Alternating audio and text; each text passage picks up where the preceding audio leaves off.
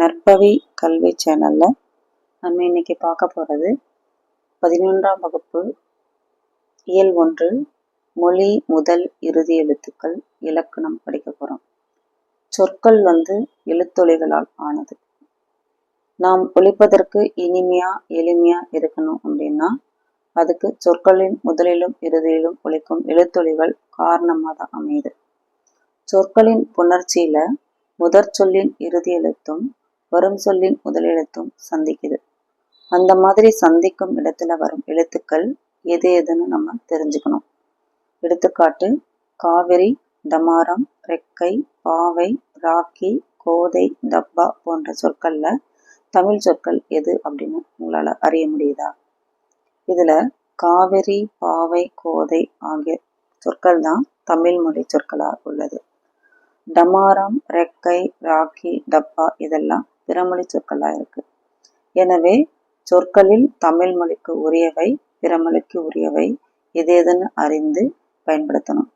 இதற்கு சொற்கள்ல எழுத்துக்கள் வரும் இடம் அறிந்து அதை குறித்து அறிந்துக்கணும், தெரிஞ்சுக்கணும். நம்ம மொழி முதல் எழுத்துக்கள் மொத்தம் மொழி முதல் எழுத்துக்கள் 22 இருக்கு. உயிரெழுத்துக்கள் 12. அது சொல்லினுடைய முதலில் தான் வரும். மெய்யெழுத்துக்கள் தனி மெய் வடிவில் சொல்லுக்கு முதல்ல வராது. அவை உயிரெழுத்துக்களோடு சேர்ந்து உயிர்மெய் வடிவிலேயே மொழிக்கு முதல்ல வரும். மெய்களில் கா, க, ச, ஞ, த, ந, ப, ம, ய அப்படின்னு 10 வரிசைகள் உயிர்மெய் வடிவங்களாக சொல்லின் முதல்ல வரும். ஞனம் அப்படின்ற சொல்லுல மட்டும் ஞா வரும். ட, ந, ர, ல, ழ, ல, ர, ந அப்படின்ற 8 வரிசைகள் சொல்லின் முதல்ல வராது. ஆயுதெழுத்து சொல்லின் முதலில் வராது. குரல் அப்படின்ற சொல்லை எப்படி பிரிக்கலாம் அப்படின்னா இக்கு கூட்டல் உ, கு, இரு கூட்டல் ஆ, ரா, இல் அப்படின்னு பிரிக்கலாம். சொல்லின் முதலில் உள்ள கு என்னும் உயிர்மெய் எழுத்தை இக்கு கூட்டல் உ அப்படின்னு பிரிக்கும் போது இக்கென்ற மெய்யெழுத்தே சொல்லின் முதல் வருவதை நம்ம தெரிஞ்சுக்கலாம். இங் அப்படின்னு மெல்லின மெய் விதம் விதம் என்ற பொருள் தரும். ஞனம் என்னும் சொல் மட்டும் முதல்ல வரும். இந்த சொல்லும் தனியா வராது. ஆ, இ, உ அப்படின்ற சுட்டு எழுத்துக்களோட ஏ, யா என வினா எழுத்துக்களோட இணைஞ்சு அங்கனம், இங்கனம், உங்கனம், எங்கனம், எங்கனம் அப்படின்னு வரும். தற்கால தமிழ் சொற்கள்ல இவற்றுடைய பயன்பாடுகள் மிகவும் குறைவாக இருக்கு. உங்கனம் அப்படின்றது தற்போது தமிழ்நாட்டுல வழக்கத்துல இல்லை. ஆனா தமிழ் இலக்கியங்கள்ல இந்த சொல் பயன்படுத்தப்பட்டிருக்கு. இன்னும் இலங்கை தமிழ் உங்கு, உங்கனம் என்ற சொற்களை பயன்படுத்திட்டு வராங்க. இலக்கண வரையறைகள் அனைத்தும் எழுத்து மொழிகளாகவே இல்லாம பேச்சு மொழிகளுக்கானவே அல்ல. அதன் மேல சொல்ல மேற்கூறப்பட்ட 22 எழுத்துக்கள் இல்லாம பிற எழுத்துக்கள் சொல்லின் முதலில் வந்துச்சுன்னா அவை தமிழ் சொற்களாக இருக்காது, பிறமொழி சொற்களாகவே ஒலிபெயர்ப்பு சொற்களாகவே இருக்கின்றன. மொழி முதல் எழுத்துக்கள்ல உயிரெழுத்துக்கள் 12, மெய்யெழுத்துக்கள் 10. இது ரெண்டும் சேர்ந்து மொத்தம் 22 எழுத்துக்கள் மொழி முதல் எழுத்துக்கள் இருக்கு. மொழி இறுதி எழுத்துக்கள் எத்தனைன்னா 24. உயிரெழுத்துக்கள் 12ம் சொல்லின் இறுதியில வரும்.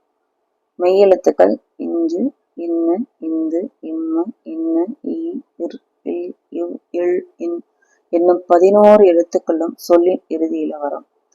பழைய இலக்கண நூலா என்ன செய்வாங்கன்னா மொழி இறுதி குற்றியலுகரத்தையும் சேர்த்துக்குவாங்க. இஞ்சு, இன்னு, இவ்வு மூன்றும் பழைய இலக்கிய வழக்குல சொல்லின் இறுதி எழுத்தாக வந்திருக்கு. ஆயினும் இன்றைய வழக்கில் இவை சொல்லுக்கு இறுதி சொற்களாக தான் இறுதி சொற்களாக வர்றதே கிடையாது.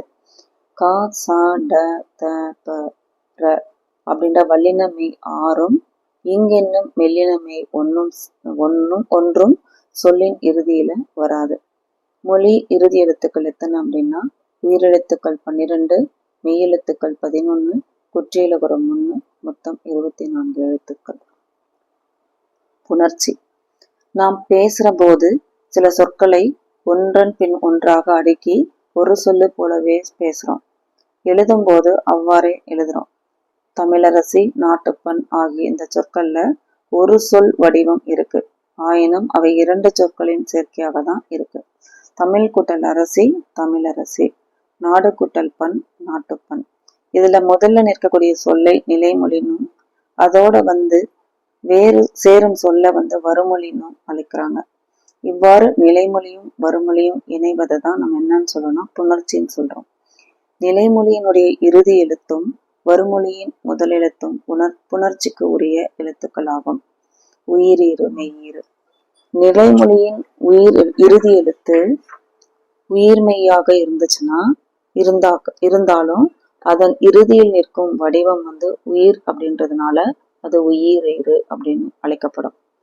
நிலைமொழியின் இறுதி எழுத்து மெய்யாக இருந்ததுன்னா அது மெய்யீறு அப்படின்னு அழைக்கப்படும். எடுத்துக்காட்டு மணி. நீ இன்னு கூட்டல் ஈ, மணி மாலை, மணி கூட்டல் மாலை. உயிரீறு. பொன் கூட்டல் வண்டு, பொன் வண்டு, மெய்யீறு.